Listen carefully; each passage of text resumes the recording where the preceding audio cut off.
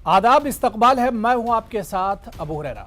कश्मीर में हालिया दिनों गैर कश्मीरियों पर मिलिटेंट हमलों में इजाफा हुआ है। 16 अक्टूबर और फिर 17 अक्टूबर को बिहार और यूपी के 4 मजदूरों पर हमला कर इनका बहिमाना कत्ल कर दिया गया। इससे पहले भी अक्टूबर महीने में इस तरह के कई हमले हो चुके हैं। हैरानी इस बात की है कि इससे पहले कश्मीर में दूसरी रियासतों या गैर रियासतों के लोगों को इस तरह टारगेट नहीं किया गया। कश्मीर में मुल्क भर से और खासकर यूपी बिहार के मजदूरी पेशा अफराद रोजी रोटी कमाने आते हैं, लेकिन हालिया वारदातों से जहां यूपी बिहार के लोगों में डर और खौफ पैदा हुआ है, तो वहीं इंतजामिया पर भी सवाल उठ रहे हैं।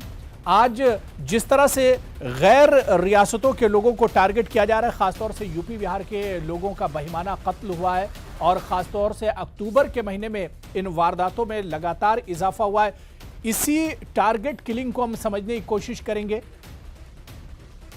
बहुत खास मेहमान मेरे साथ जुड़े हुए हैं। मेरे साथ डॉक्टर रतनलाल गुप्ता जी, जो कि जम्मू प्रोविंशियल प्रेसिडेंट हैं नेशनल कॉन्फ्रेंस के, वो इस वक्त मेरे साथ जुड़े हुए हैं। रतनलाल जी, आपका बहुत इस्तकबाल है न्यूज़ 18 उर्दू में। मेरे साथ बहुत खास मेहमान एसपी वैद साहब, जो कि साबिक डीजीपी हैं जम्मू कश्मीर के, वो भी इस डिबेट का हिस्सा है। एसपी वैद साहब, आपका भी सर बहुत इस्तकबाल है। मेरे साथ कांग्रेस लीडर और अक्सर हमारे साथ डिबेट में जुड़ते हैं सलमान निज़ामी साहब, कांग्रेस के लीडर हैं, वो भी इस डिबेट का हिस्सा है। सलमान निज़ामी जी, आपका भी बहुत इस्तकबाल है। और मेरे साथ बीजेपी के तर्जुमान जम्मू कश्मीर के डॉक्टर ताहिर चौधरी भी इस डिबेट का हिस्सा है। डॉक्टर ताहिर चौधरी जी, आपका भी बहुत इस्तकबाल है न्यूज़ 18 उर्दू में। मैं सबसे पहले एसपी वैद साहब आपसे शुरुआत करना चाहूँगा। एसपी वैद जी, अक्टूबर का महीना सर इस तरह से लग रहा है जैसे 90s में हम लोग वापस कश्मीर में चले गए हैं। लेकिन सर एक चीज अलग लग रही, 90s में हमने देखा कि किस तरह से कश्मीरी पंडितों या वहां के जो दूसरे लोग थे उन पर टारगेट किलिंग की गई और उनको निशाना बनाया गया। लेकिन यह पहली बार हम कश्मीर में देख रहे हैं कि आउटसाइडर्स, जो दूसरी रियासतों के लोग हैं, जो गैर रियासतों के लोग हैं, उन्हें निशाना बनाया जा रहा है। जी बिल्कुल, दुरुस्त फरमाया आपने। और जो लेबर है जो बाहर से काम करने आती है, उनको निशाना बनाया जा रहा है। ये बेसिकली प्रहार है, ये अटैक है जो यूनियन गवर्नमेंट, जो भारत सरकार मोदी जी के नेतृत्व में इसको डेवलपमेंट को आगे पुश करना चाहते थे, जो कुछ वक्त से कोविड की वजह से रुकी रही, अब उसको लेफ्टिनेंट गवर्नर मनोज सिन्हा जी के सदारत में काफी स्पीड अप किया गया था। आप देखिए, ये सारे प्रोजेक्ट्स ये सारे प्रोजेक्ट्स को तामीर करने वाले यही लेबरर हैं। तो इसमें एक तो साजिश ये है कि इसको रोका जाए, क्योंकि ये आने वाले जो वक्त में, जो भविष्य में हमारे जो यूथ है कश्मीर का, उसका एकदम नक्शा बदल जाएगा। उनको जॉब मिलेंगे जब यहाँ एजुकेशनल इंस्टीट्यूशन, यहाँ मेडिकल इंस्टीट्यूशन, यहाँ इंडस्ट्री, यहाँ मेट्रो, यहाँ बाकी चीजें लगेंगी। आपने देखा 3 महीने में टूरिज्म, जुलाई में 10.5 लाख, अगस्त में 11.5 लाख, सितंबर में 12.5 लाख। तो टूरिज्म इतना प्रमोट हो रहा था। जब पिछले कुछ अरसे से टेररिज्म को काबू में किया तो उसमें कमी आई, पूरी तरह तो नहीं खत्म हुआ लेकिन कमी आई थी। आपके स्टोन पेल्टिंग इंसिडेंट कम हुए थे। तो ये इसका एक मैसेज इस वायलेंस का ये भी है कि वो जो टेररिस्ट का सैगिंग मोरल था उसको बूस्ट किया जाए, उनका मनोबल बढ़ाया जाए। और तीसरा, जो हालात बेहतर होने की वजह से कोशिशें की जा रही थी कि जो कश्मीरी पंडित हैं उनको यहाँ दोबारा रीसेटल किया जाए। उनमें माइनॉरिटीज में एक कश्मीरी जो माइनॉरिटी है, चाहे वो सिख हो या हिंदू हो, उनमें एक डर का माहौल पैदा करने की कोशिश की है। ये 3-4 मकसद हैं इसके। और जो भारत की सरकार बहुत सारे इधर प्रोजेक्ट्स ला रही थी, बहुत से, जब आपने देखा नई इंडस्ट्रियल पॉलिसी जो अनाउंस हुई, इसमें काफी लोगों को दिलचस्पी हुई। भारत के इंडस्ट्रियलिस्ट ने, उन्होंने काफी पैसा प्रॉमिस किया, हम यहाँ इन्वेस्ट करेंगे, यहाँ इंडस्ट्री खोलेंगे, यहाँ मेडिकल और एजुकेशनल इंस्टीट्यूशन खोलेंगे। तो उसको भी एक धक्का देने की कोशिश है। ये सारे इसके 4-5 मकसद हैं। और ये हुआ है अक्टूबर में इसलिए कि जब आईएसआई की लीडरशिप चेंज हुई है, ये आईएसआई का नया एक पैंतरा है, नया गेम प्लान है। जैसे वो वक्तन वक्तन बदलते रहते हैं, ये एक नया गेम प्लान उन्होंने इंट्रोड्यूस किया पिछले कुछ हफ्तों से, खासकर अक्टूबर के महीने में। और इसका एक और फायदा मुझे जो लगता है, जो इसका वो लेना चाहते हैं, क्योंकि सिक्योरिटी फोर्सेस के साथ उलझने से उनकी कार्डर्स, उनके लीडरशिप, उनके एलिमिनेट होते थे, हथियारों की कमी होती थी। यहाँ लो इन्वेस्टमेंट और हाई रिटर्न की एक स्ट्रेटेजी ने आईएसआई चीफ ने बनाई है। वो ये कि आपको दो टेररिस्ट का ग्रुप, 4-5 ग्रुप बनाइए, आप उनको छोटा हथियार पिस्टल दीजिए, उनका ओजीडब्ल्यू नेटवर्क जो अपर ग्राउंड वर्कर्स हैं उनका इस्तेमाल करिए, और आइडेंटिफाई करके सॉफ्ट टारगेट्स को, चाहे वो रेडी वाला हो, टीचर हो, तरखान हो, मेडिकल शॉप वाला हो, उनको टारगेट करिए। और इसका आप देखिए कितना इम्पैक्ट है, कितना स्केयर पूरे वैली में ही नहीं पूरे भारत में इसका हुआ। तो ये 4-5 बिल्कुल, यानी इसके मकसद शरपसंद और मिलिटेंट जो है वो अपनी मौजूदगी भी एक तरह से जाहिर करना चाहते हैं इसके जरिए से, और उनकी जो घबराहट और बौखलाहट है वो भी इससे एक तरह से जाहिर हो रही है। क्योंकि एक जो गोलगप्पे बेचता है, जो पानी पूड़ी बेचता है, उसकी क्या इनके साथ दुश्मनी होगी, एक स्कूल टीचर की इनके साथ क्या दुश्मनी होगी, एक जो दवा साज है, जो जिसका मेडिकल स्टोर है, उसकी क्या दुश्मनी होगी। बड़ी अच्छी बात आपने एसपी वैद्य जी कही कि ये अपनी मौजूदगी दिखाना चाह रहे हैं और गेम प्लान में बहुत बड़ी तब्दीली इन्होंने की है। मैं डॉक्टर रतनलाल गुप्ता जी आपके पास आना चाहूंगा। सर, कश्मीर में लगातार, और ऐसा कभी नहीं हुआ, जो सवाल मैंने एसपी वैद्य जी से किया था कि आउटसाइडर्स बहुत आराम से कश्मीर में रहते थे, खासतौर से पूरे हिंदुस्तान की बात करें और यूपी और बिहार के बड़ी तादाद में लोग रहते हैं, छोटी छोटी दुकानों पर काम करते हैं, छोटे छोटे जो बागात होते हैं उसमें काम करते हैं। लेकिन इस तरह के हालात आखिर क्यों बनते जा रहे हैं? अब लोग अपने अपने शहरों को लौटने पर मजबूर हो रहे हैं। जो आउटसाइडर्स हैं उनके अंदर डर और खौफ है। रतनलाल जी, देखिए सर, ये वाकयात पहले भी होते रहे। शायद 2000 में भट्टे के मजदूरों को मारा गया था, ऐसे वाकयात पहले भी हुए हैं, लेकिन बीच में ये वाकयात नहीं हुए, इसमें कोई दो राय नहीं है। लेकिन ये अफसोसनाक, वाकई दर्दनाक वाकयात हो रहे हैं कि बाहर से आए हुए जो मजदूर हैं, जो बेचारे अपने रोटी रोजी की तलाश में जम्मू कश्मीर के अंदर मजदूरी करने आए हैं, और उनको मारा गया सॉफ्ट टारगेट समझ के। मैं समझता हूँ ये भगवान भी और इनको माफ नहीं करेगा। इस किस्म के वाकयात करके उन्होंने अपनी स्ट्रेटेजी बदली है, इसमें कोई दो राय नहीं। देखिए, जब दुश्मन अपनी स्ट्रेटेजी बदलता है तो जो दूसरी साइड होती है उन्हें भी अपनी स्ट्रेटेजी पे रिव्यू जरूर करना चाहिए। अब मिलिटेंट्स ने जो स्ट्रेटेजी बदली है, चीप है, ज्यादा उसमें रिजल्ट आते हैं, आउटकम होता है, और 2-2 या 3 के ग्रुप बना के छोटे से हथियार लेके जाएंगे। सॉफ्ट कार्नर है, गरीब आदमी है, वहां पानी पूरी बेच रहा है, जाके टारगेट किया और भाग गए। ये तो एक इसमें कोई दुराई नहीं है। लेकिन हमारी सरकार ने भी टारगेट अगर इस किस्म के बन रहे हैं, उन्होंने अपनी स्ट्रेटेजी बदली है, तो इन्होंने क्यों नहीं अपनी स्ट्रेटेजी, इसकी एंटिसिपेशन इनको करनी चाहिए थी।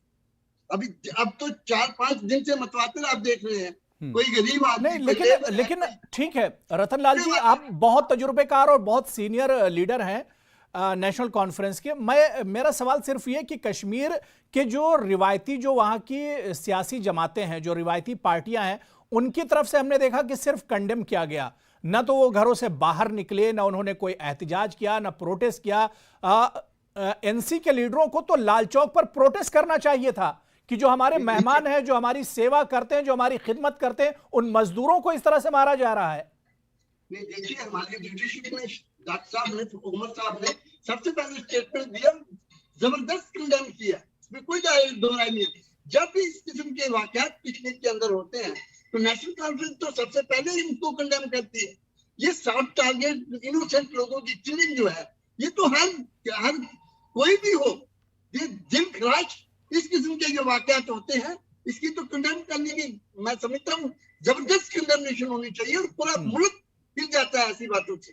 तो इसमें हमारा तो यही कहना है कि साहब, कि अगर आईएसआई की जमा पे ये सब कुछ हो रहा है, ये तो कोई दो राय है नहीं। अगर उन्होंने स्ट्रेटेजी अपनी बदली है तो सरकार को भी रिव्यू करना चाहिए था ना। चलिए ठीक है। सरकार बार बार ये कहती है कि हम नहीं ठीक है, जाहिर सी बात है कि अगर सामने वाला अपना गेम प्लान बदल रहा है तो सरकार और एडमिनिस्ट्रेशन को भी उस पर सोचना होगा। मैं सलमान निजामी से आपके पास आ रहा हूं, उसके बाद डॉक्टर ताहिर चौधरी आपके पास भी आता हूं। सलमान निजामी जी, कांग्रेस तो लगातार सीधे सीधे इसके लिए जिम्मेदार मानती है एडमिनिस्ट्रेशन को और सरकार को।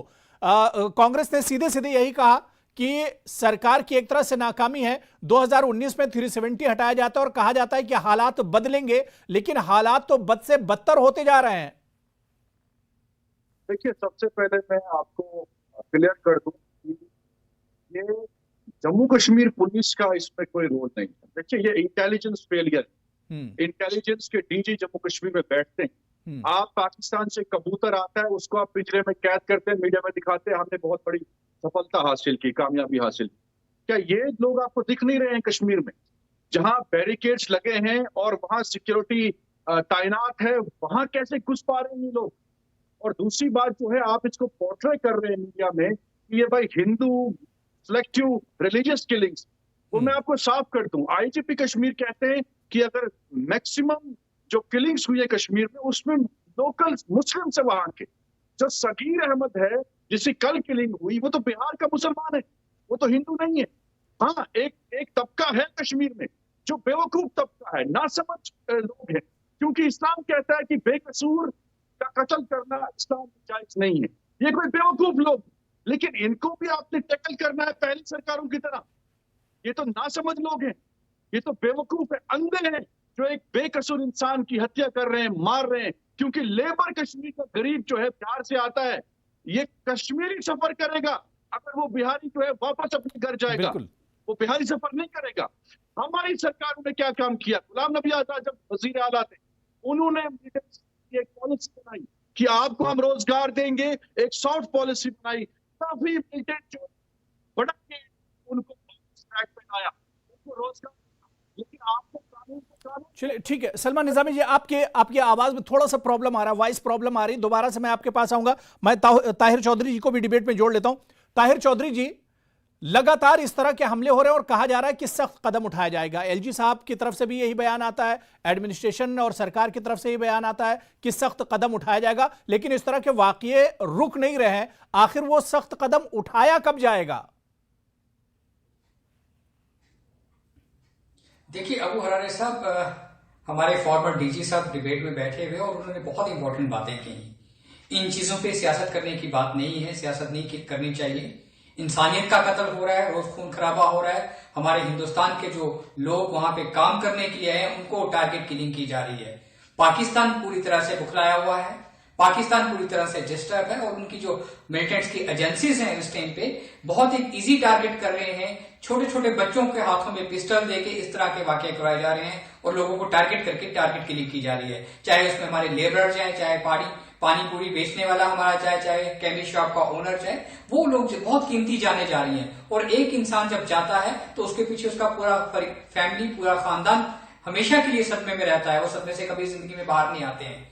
और सरकार की तरफ से बार बार इस चीज के लिए कहा जा रहा है, एडमिनिस्ट्रेशन अपनी तरह काम कर रही है, जेएंडके पुलिस काम कर रही है, हमारी सिक्योरिटी फोर्सेस काम कर रही है, लेकिन फिर भी इस तरह की घटनाएं पिछले कुछ दिनों से हो रही है। मुझे लगता है कि इसके पीछे जो भी लोग होंगे उनको नहीं बख्शा जाएगा, जमीन के नीचे से निकाल के एक एक को खत्म किया जाएगा। पूरा अक्टूबर, आधा अक्टूबर गुजर चुका है और कई हलाकतें अब तक हो चुकी हैं, तो आखिर कदम उठाया कब तक जाएगा? और जो बात सलमान निजामी कह रहे थे कि इंटेलिजेंस का फेलियर है, इसे तो आप मानेंगे चौधरी साहब? नहीं, मैं आपकी बात पे आ रहा हूं। देखिए, इंटेलिजेंस का फेलियर इसमें हम नहीं मान सकते। इंटेलिजेंस हमारी 24, देखिए अबू हरारे साहब, जहां पे आप रहते हैं, अगर वहां पे शाम को या सुबह कोई 19 साल का लड़का पिस्टल लेके आता है और रोड पे 2-3 लोगों को मार के भाग जाता है, तो इसको इंटेलिजेंस से नहीं जोड़ा जा सकता। इस टाइम पे जो प्लानिंग है, टारगेट है, वो अपने स्लीपर सेल्स को यूज किया जा रहा है। वहां पे बहुत सारी प्लानिंग्स की जा रही है और उनका तोड़ नहीं, आप और जगहों की बात नहीं, देखिए आप हिंदुस्तान के और दूसरे इलाकों की बात, आप बात कश्मीर में श्रीनगर की कर रहे हैं। कश्मीर में श्रीनगर की बात कर रहे हैं। श्रीनगर लखनऊ जैसा नहीं है, श्रीनगर हैदराबाद जैसा नहीं है। कितना हसास शहर है, कितनी सिक्योरिटी वहां पर रहती है, परिंदा पर नहीं मार सकता है। ये श्रीनगर की बात हो रही चौधरी साहब। मैं एसपी वाइद जी आपके पास आना चाहूंगा। सर, बार बार जो बात कही जा रही है और डॉक्टर ताहिर चौधरी ने भी वही बात कही, रतन लाल जी ने वही बात कही कि पाकिस्तान का इसमें हाथ है, पाकिस्तान की तरफ से इस तरह के नापाक हरकतें की जा रही। लेकिन मैं एक चीज आपसे समझना चाह रहा हूं एसपी वैद्य जी, क्या लोकल सपोर्ट इसमें आपको नजर नहीं आ रहा है, या लोकल सपोर्ट के बगैर इस तरह के हमले हो सकते हैं? पाकिस्तान से आए हुए टेररिस्ट को या मिलिटेंट को कैसे पता है कि कहां पर कौन गोलगप्पे बेच रहा है या कौन छाबड़ी फरोश है? सर, आपका तजुर्बा क्या कहता है कि इसमें लोकल के सपोर्ट के बगैर इस तरह की वारदातें नहीं हो सकती हैं? बिल्कुल मुमकिन नहीं है लोकल सपोर्ट के बगैर। इसमें कोई दूसरी राय नहीं है, क्योंकि एक पाकिस्तानी जो लाहौर से आता है या पीओके से आता है, वो यहाँ नहीं समझता है कि कौन कहाँ पर है, किसको टारगेट करना है।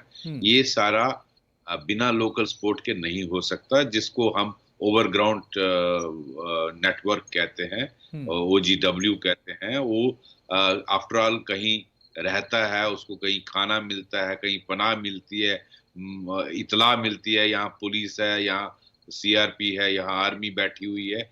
ये बिना लोकल सपोर्ट के कामयाब नहीं हो सकते। जो भी ISI और पाकिस्तान आर्मी का प्लान हो, उसको तामील करने के लिए लोकल सपोर्ट होना बहुत जरूरी है, और लोकल बच्चे इसमें इन्वॉल्व हो रहे हैं। मैं इसीलिए कह रहा हूँ कि ये जो यहाँ हमारी कामयाबी तब तक नहीं हो सकती जब तक हम कंप्लीटली वो सारे मेजर्स लें, ताकि कोई भी बच्चा कश्मीर का टेररिज्म में ना घुसे, रेडिकलाइजेशन उसकी रुक जाए। जिस तरह से हो रही है, आप 200 मिलिटेंट टेररिस्ट मारते हो, 150 और लड़का ज्वाइन करता है। तो हमें वो कदम लेने हैं ताकि ये बच्चे गुमराह ना हो, रेडिकलाइज ना हो, और पाकिस्तान का गेम प्लान कामयाब ना हो। आफ्टर ऑल उसको दिक्कतें आ रही हैं, उसको दिक्कतें आ रही हैं इन्फिल्ट्रेशन में, हथियार पहुंचाने में, एम्युनिशन पहुंचाने में,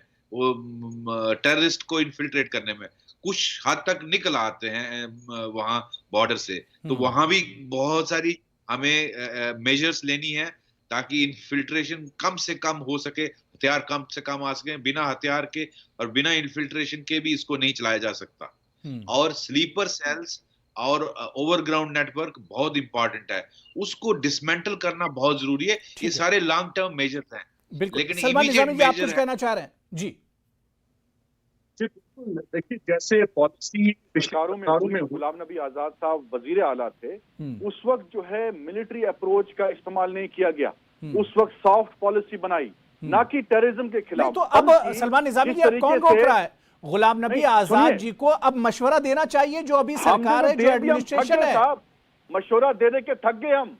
6 सालों में इन्होंने पॉलिसियां ऐसी बनाई हैं। पहले बोला 370 हटाएंगे, मिलिटेंसी खत्म हो जाएगी, 2 साल में खत्म नहीं हुई। इन्होंने एक ऑर्डर लाया कि जो पत्थरबाज है उसको ना नौकरी मिल सकती है, ना पासपोर्ट मिल सकता है। आप फर्दर उनको प्रवोक कर रहे हैं, एलिनेट कर रहे हैं। जो वेद साहब कह रहे हैं कि आपको एक पॉलिसी बनानी चाहिए, किस तरीके से हम मिसगाइडेड यूथ को ट्रैक पे लाएं, जैसे पहली सरकारों ने लाया। 2013 में 78, सिर्फ 78 जो मिलिटेंट्स हैं वो एक्टिव थे। आज उसका ग्राफ जो है डबल ट्रिपल बढ़ चुका है। आज आपका फेलियर है। आप मुझे बताइए कितना रोजगार आपने दिया जम्मू कश्मीर में? और जो लड़के मिसगाइडेड है, मैं बार बार कह रहा हूं, ये मिसगाइडेड यूथ है। पहले आप अपने घर को संभालिए, छोड़िए पाकिस्तान, चाइना, वो बाद में आप मुकाबला करिए। लेकिन पहले आप देखिए कि कश्मीर में जो माहौल बना है, जो यूथ है, वो आपसे एलिनेट क्यों हो रहा है? क्योंकि आपकी पॉलिसीज की वजह से, मिलिट्री अप्रोच की वजह से। आप बिठाइए उनको, आप बताइए कि भाई अगर आपको कोई प्रॉब्लम है उसका सोल्यूशन मिल सकता है। आप, वेद साहब ने कहा अगर 100 लड़के हैं मार दिए तो 150 और पैदा होंगे। तो इसका सलूशन यही है कि जो आपकी पॉलिसी है उसको चेंज करना पड़ेगा। बिल्कुल, इसका हल तो सरकार को ही निकालना है। जो लोग सरकार में है, जो इंतजामिया में, उन्हीं को इसका हल निकालना होगा। मैं डॉक्टर रतनलाल गुप्ता जी, बहुत मुख्तसर में, कि ये जिस तरह का माहौल अब बनता जा रहा है, ये दहशत का माहौल, अब इसका खात्मा कैसे होगा? कैसे इसका हल निकाला जाए? कश्मीर की जो रिवायती पार्टियां हैं, NC हो, PDP हो, कांग्रेस हो, इन्हें क्या कुछ करने की जरूरत है? क्या जिम्मेदारी है आप लोगों की?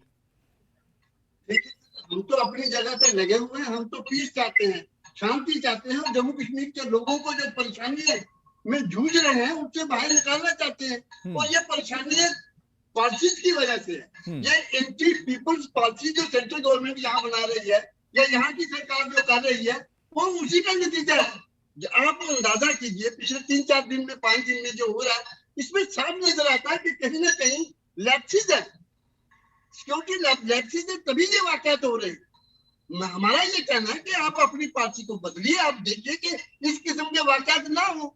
हमारे चौधरी साहब ने कहा साहब कि हम ऐसा कर रहे हैं या वैसा कर रहे हैं, ऐसा वैसा करने से ये करिए, करने पे ये रुकेगा। डॉक्टर ताहिर चौधरी देखिए अब करने का वक्त आ गया है। लोग अब डर के कश्मीर छोड़कर भाग रहे हैं और जिस तरह से वैद साहब ने या दूसरे पैनलिस्ट ने कहा कि इसका बहुत असर पड़ेगा, टूरिज्म पर इसका बहुत ज्यादा असर पड़ेगा। कश्मीर अब जिस तरह से खुल रहा था अब उस पर भी एक तरह से असर पड़ेगा, तो अब कदम उठाना पड़ेगा, कुछ करना होगा अब सरकार को भी।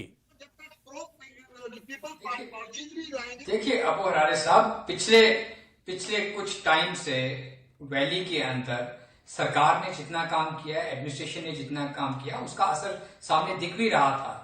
टूरिस्ट इतने ज्यादा वैली के अंदर आ रहे थे, आज तक वो रिकॉर्ड नहीं बने थे जो अब बनने जा रहे थे। लेकिन कहीं ना कहीं ऐसे लोग मौजूद हैं वैली के अंदर जिनको ये चीजें हजम नहीं होती हैं, वही लोग हैं। तो ये तो फिर आपकी सरकार की ही नाकामी होगी, जो आपका इंतजामिया उसी की नाकामी होगी। ऐसे लोगों की अभी तक आप पहचान नहीं कर पाए। 2019 में 370 आपने हटाया और अभी तक हालात नहीं बदले हैं।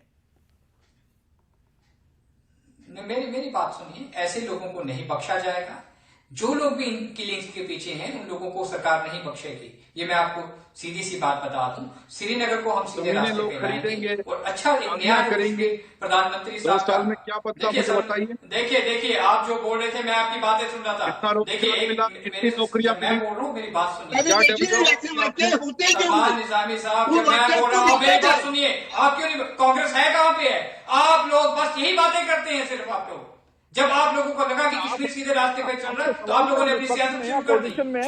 लोग मर रहे हैं और सियासत कर रहे हो। देखिए सियासत कश्मीर में रहने के काबिल नहीं रखा। ठीक है, बात हो गई, चौधरी जी बात हो गई, सलमान निजामी की बात हो गई। अब मेरे पास बिल्कुल टाइम नहीं बचा है। कश्मीर का बहुत हसास मसला है और इसे कश्मीर की तमाम रिवायती पार्टियों को, सभी को मिलकर सोचना होगा, क्योंकि सियासत का मुद्दा नहीं है। आज जिस तरह से गरीब, छाबड़ी फरोश, फल बेचने वालों को टारगेट किया जा रहा है, दूसरी रियासतों के लोग जो रोजी रोटी कमाने आ रहे हैं उन्हें टारगेट किया जा रहा है, उनका बहिमाना कत्ल किया जा रहा है, इस पर तो सर शर्म से झुक जाना चाहिए। सभी को निकलकर एहतजाज और प्रोटेस्ट करना चाहिए। अब मजम्मत का वक्त नहीं बचा है। मजम्मत के अलावा अब आपको आगे बढ़ना होगा और एहतजाज इस पर करना होगा कि आखिर कौन लोग हैं जो कश्मीर में खुशहाली और अमन नहीं देखना चाहते हैं। इसके लिए सभी को सोचना होगा। बहुत बहुत शुक्रिया डॉक्टर ताहिर चौधरी जी मेरे साथ जुड़ने के लिए। एसपी वैद साहब आपका भी सर बहुत बहुत शुक्रिया। सलमान निजामी साहब, डॉक्टर रतन लाल गुप्ता जी, सभी का बहुत बहुत शुक्रिया डिबेट में जुड़ने के लिए। आदाब।